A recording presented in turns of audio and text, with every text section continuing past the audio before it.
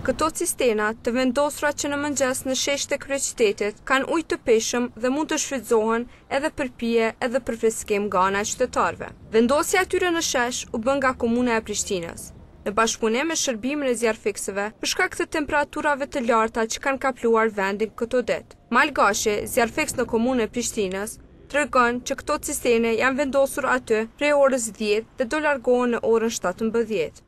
Deri në ora 1 pas mesdite janë kanë ofër ne kemi 2 automjete të vendosura këtu në shesh, një këtu në sheshin Ibrahim Rrugova, tjetri automjet është i vendosur në sheshin Zahir Pajaziti, afërsisht 70 njerëz. Sa mbledha informata, kanë ofruar janë fresku, i kanë pastruar duart, fytyrën me këta ujë janë fresku. E këtë vendim të komunës e kanë mirëpritur qytetarët, të cilët edhe po shfrytëzojnë këta ujë.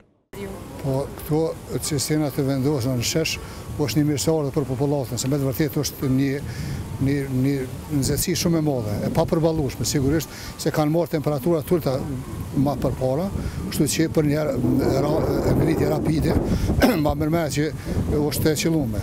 Dhe duhet, se populata duhet disi të freskohet.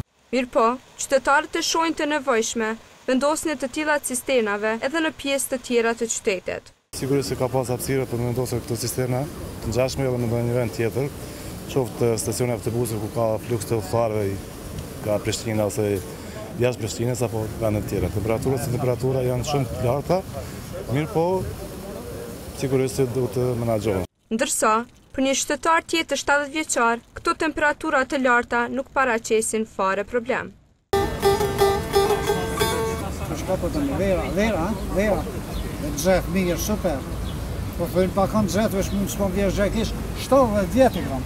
Sipas Institutit Hidrometeorologjik të Kosovës, temperaturat pritet të shënojnë rënje nga e hëna. Ndërsa, për javën që lan pas, mjekët kanë bërë apel publik për shmangje të qarkullimit në orët e mesditës.